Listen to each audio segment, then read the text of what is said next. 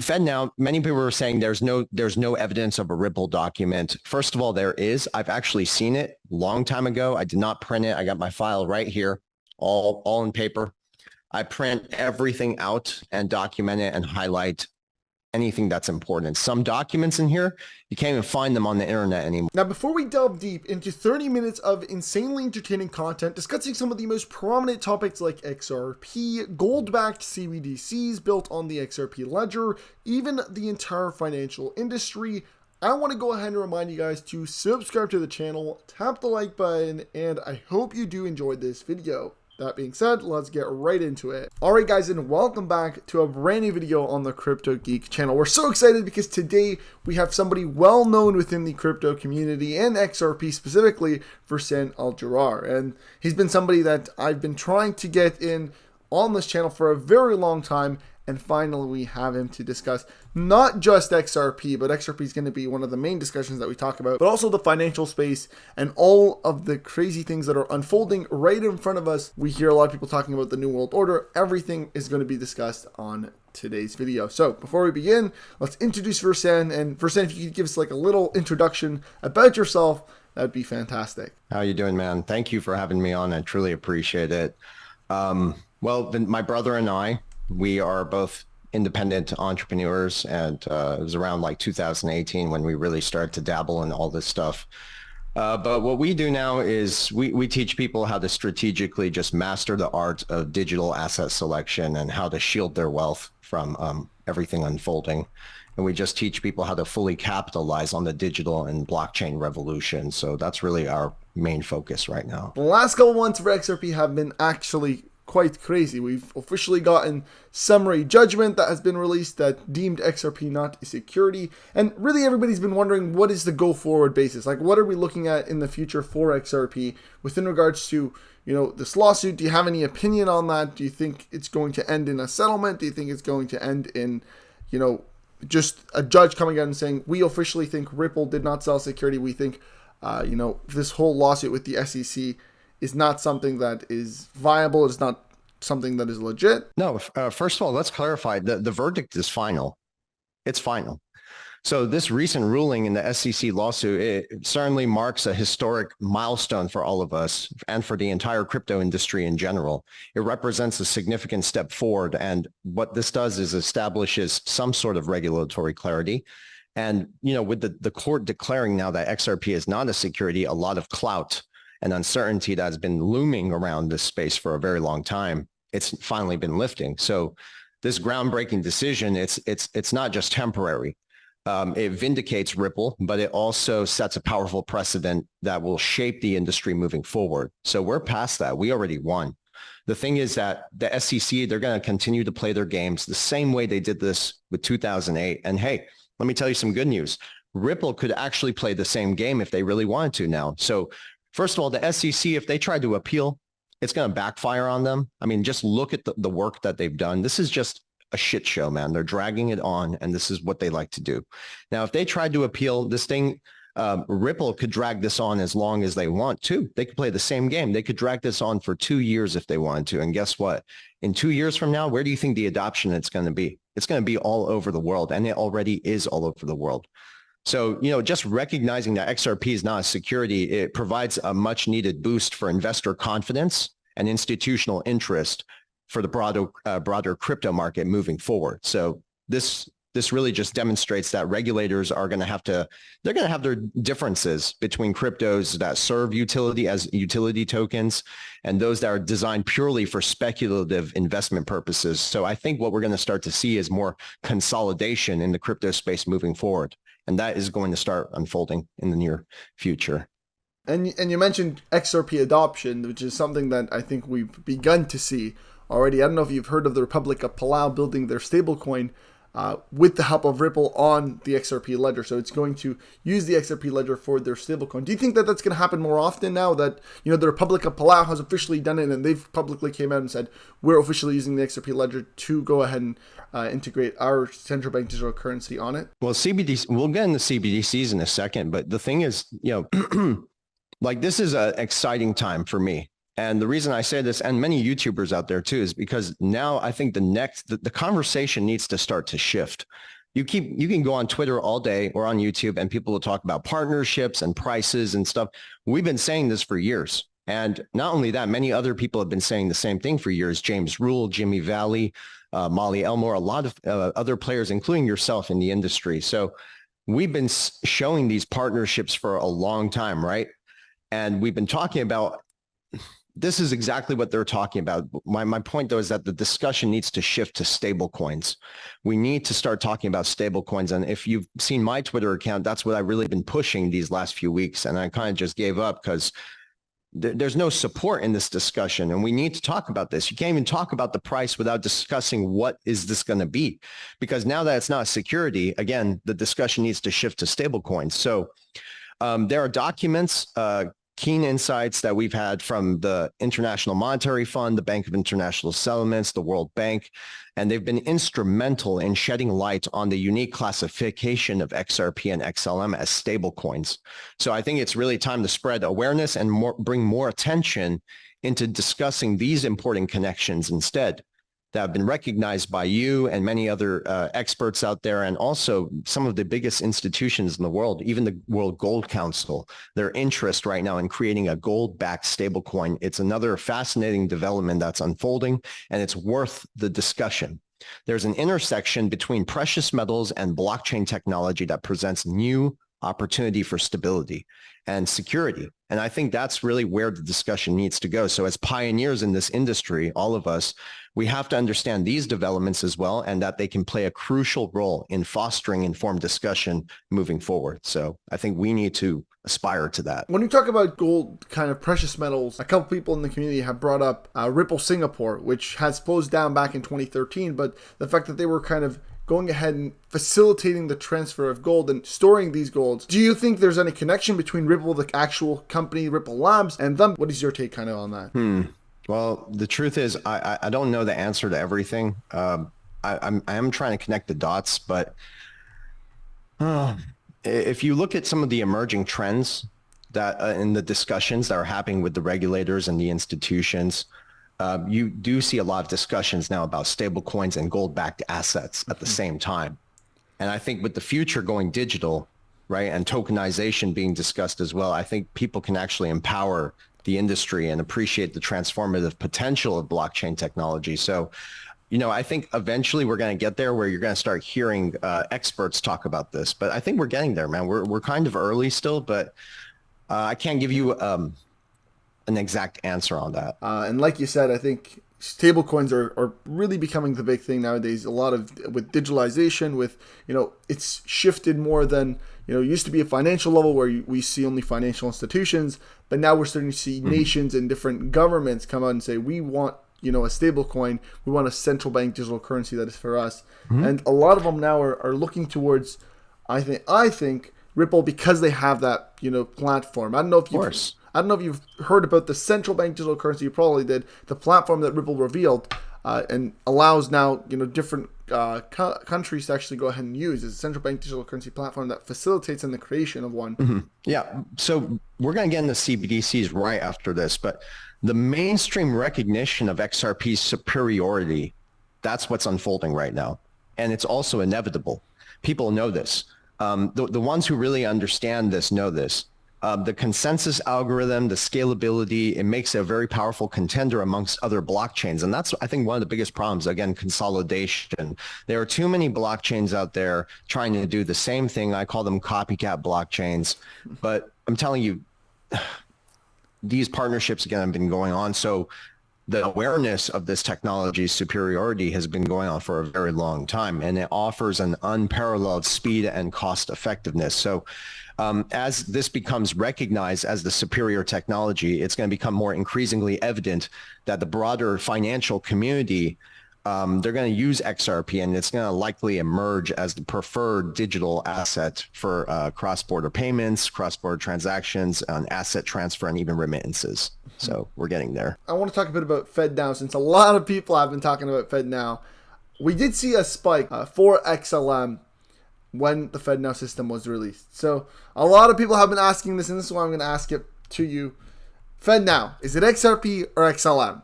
And what's your take on that? Well, first of all, let's clarify. I am not an expert. I've noticed on some of the little people covered me on some of the like the crypto basic. They called us expert. I'm not an expert. I'm actually an engineer. And that's why I know how to break things down and kind of dissect them a bit and understand it and then kind of put it back together. Gotcha. So I am not an expert, but I do have a very good understanding of what's unfolding here. Fednow, many people were saying there's no evidence of a Ripple document. First of all, there is. I've actually seen it a long time ago. I did not print it. I got my file right here, all in paper. I print everything out and document it and highlight anything that's important. Some documents in here, you can't even find them on the internet anymore, or you have to look really hard. So I remember seeing a document with Ripple and Fednow, but I don't know what happened. That was a while ago. And then people were saying, oh, well, no, Fednow is running on Volante technologies, something like that. That's right. But if you go to the Ripple website and look at their partnerships, RippleNet member Volante Technologies is another major company in the sphere of the cloud for payments. And it collaborated with the United States Federal Reserve for its Fednow payment solution pilot. But that's a member of Ripple. So they're using the Ripple protocol, which means they're using XRP at some point. So I don't know.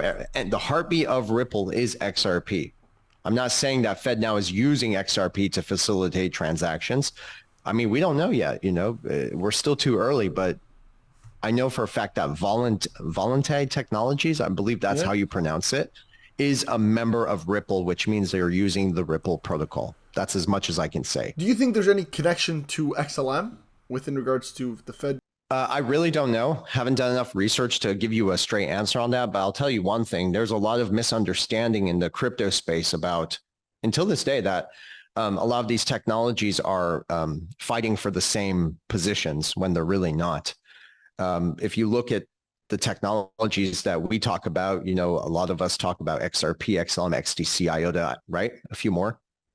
You actually study each one of them and what they're doing and what they're targeting in the global marketplace. And you realize that they're actually complementing each other.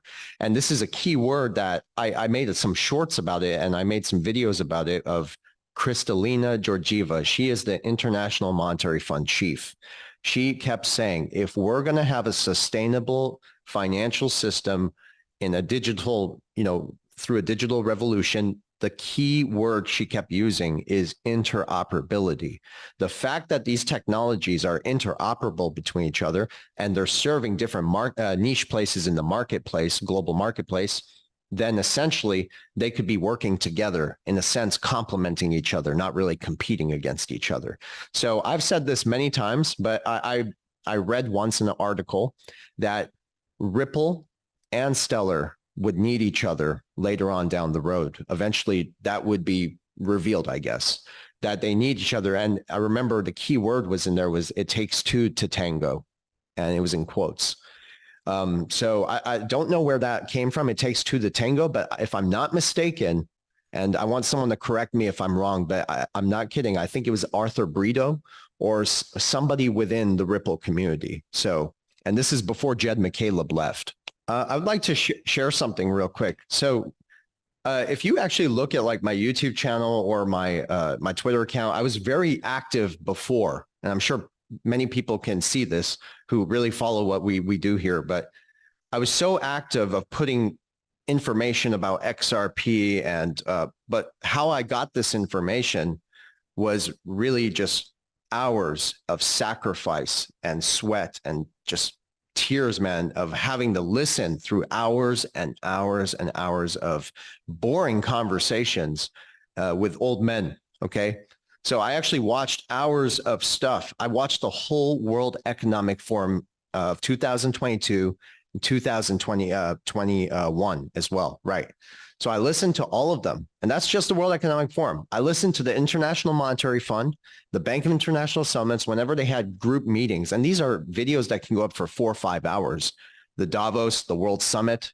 So I listened to hours of this stuff, and I picked up details here and there.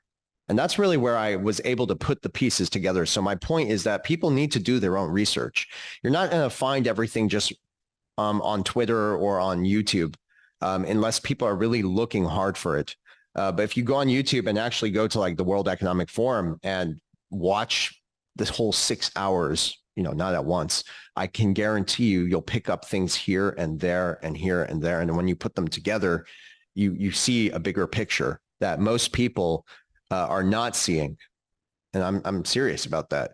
Just people are not doing their homework the right way. Swift, let's go towards that. So a lot of people see Ripple as one of Swift's biggest competitors. Do you feel like Ripple will put Swift out of business in the long run? I think in the meantime, they might as well just work together.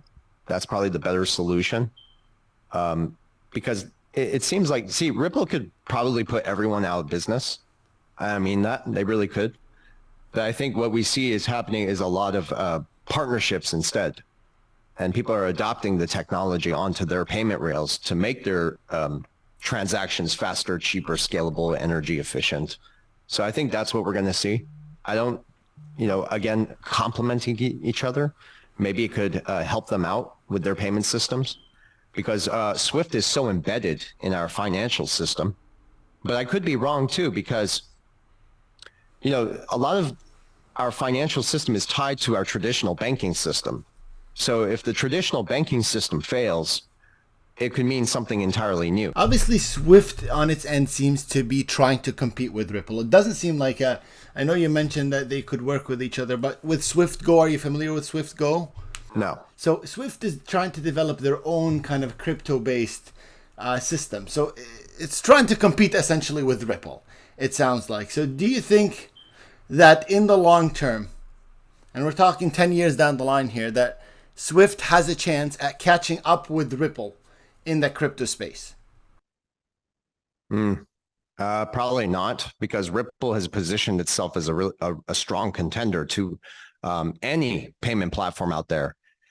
So in some cases, I think that Ripple eventually will replace the traditional global messaging and settlement system known as Swift. So later on down the road, it's very possible society will transform, worldwide interbank financial telecommunications, all that stuff.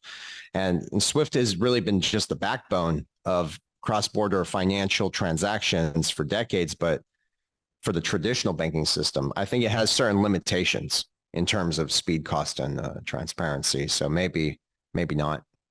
Another question, also in relevance to Swift. Do you think I know there's a lot of conspiracy theories out there about whether Swift was involved in part in why Ripple was sued by the SEC. Do you think there's any involvement right there, or do you think these are completely two separate issues? I think you have something there because, Swift being the backbone of the traditional banking system, and you look at the traditional banking system and who runs that? The oligarchs, the cartels, the banking cartels.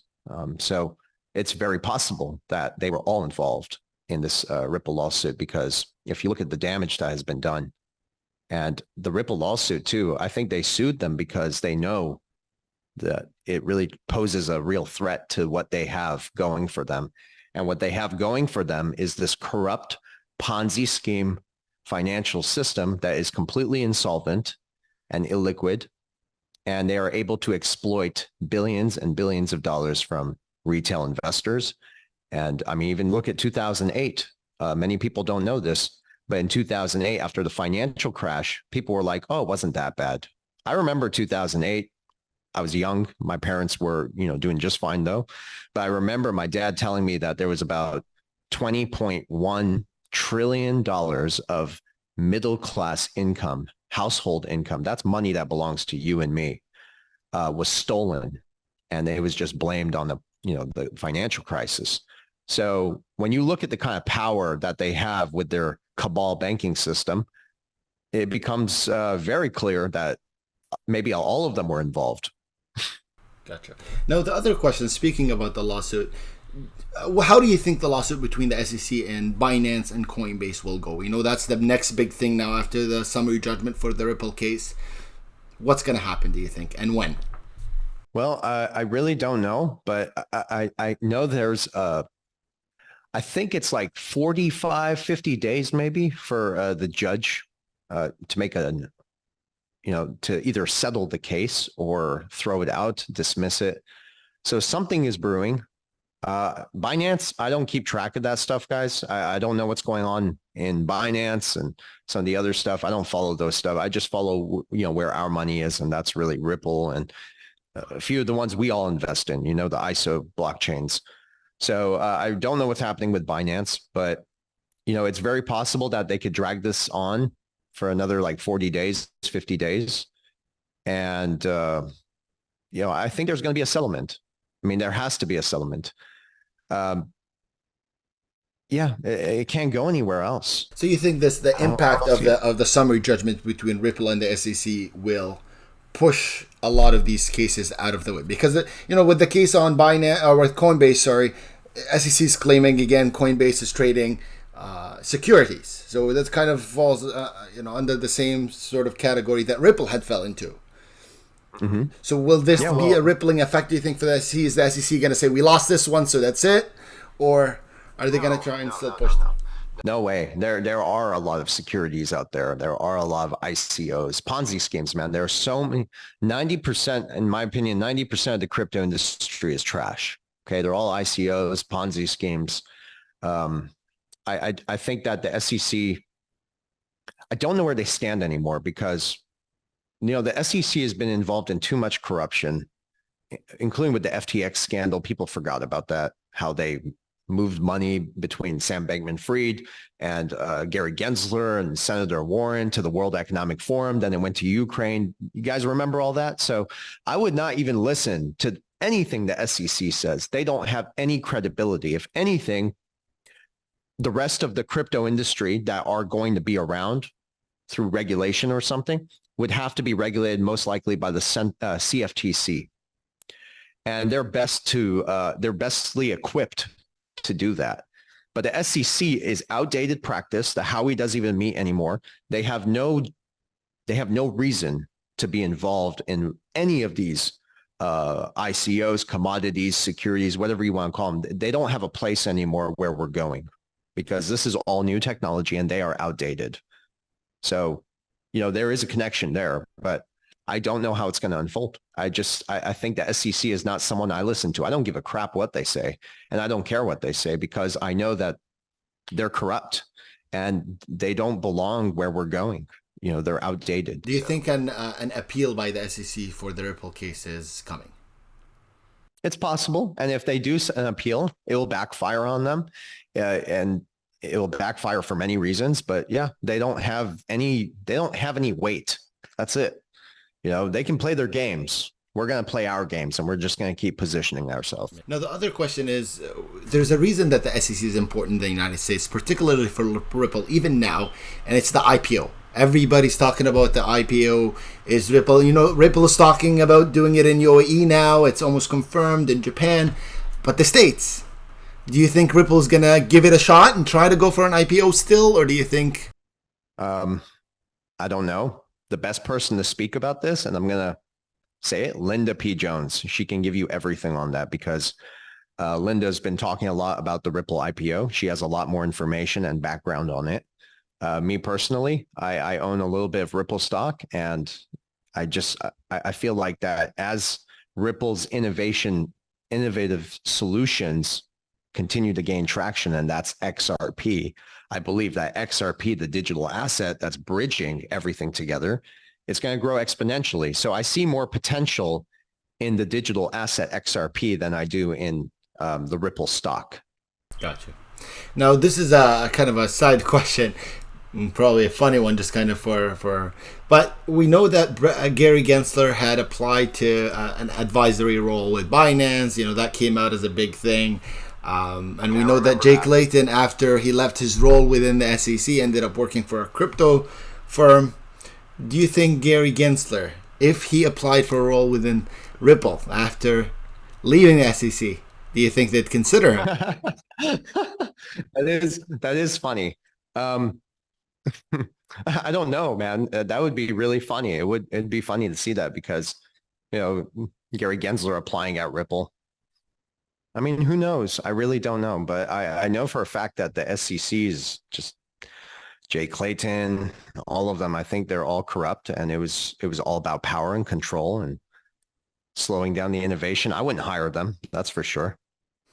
We hear a lot about Congress and stuff that's happening in Congress and these bills coming into play, all the stuff happening supposedly in Congress and Senate.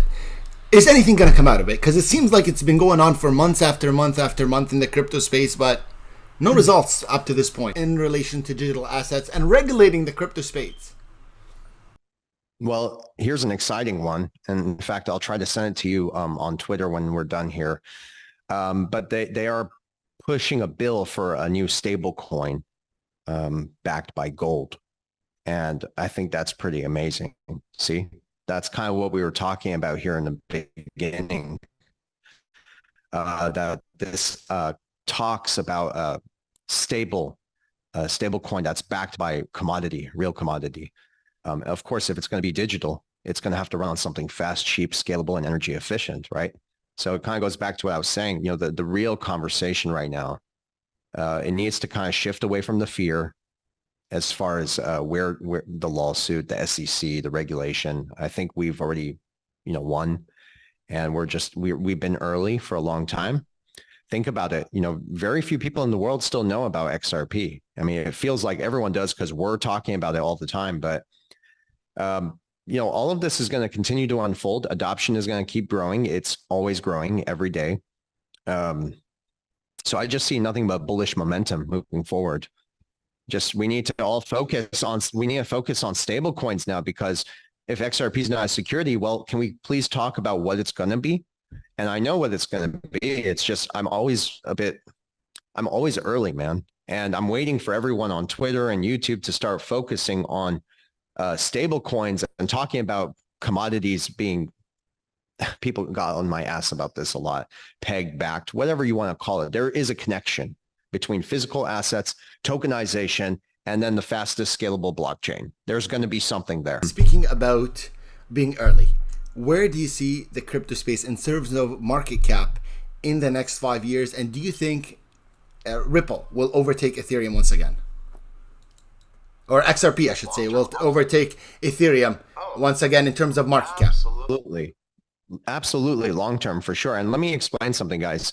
I'm putting an interview out where we discuss market cap within an interview, but market cap is really it's a metrical, psychological game. It's a mind trick. I don't focus on market cap because with stocks, you can focus with market cap, okay? But cryptos, these are digital assets that are fixing real world problems. And we're talking about an $8 quadrillion solution here, okay? All the money in the world. Essentially, this goes back to what Jimmy Valley was talking about. If we're talking about all the money in the world and getting everything digital on the scalable blockchain, then you cannot put market cap on something which we haven't even determined what it's going to be, even though we know where it's going. So I wouldn't focus on market cap, but yes, absolutely. Their technology is far superior to Ethereum. I personally despise Ethereum, the technology. I think it was a way to exploit billions of dollars in gas fees, and many bullshit technologies have been built on Ethereum. So you're going to see eventually they're all going to realize that there's faster things out there like HBAR. I would rather use HBAR instead of Ethereum. So we don't really need it. But hey, and don't get me wrong, a lot of money is about to start flowing into digital assets. I think we're going to start to see between now and 2026, another bull run in crypto as things get worse here in the real world. All the money is going to go into crypto. So between now and 2026, we're going to see a massive bull market. I don't know who's going to be around still. I think Bitcoin will go up too.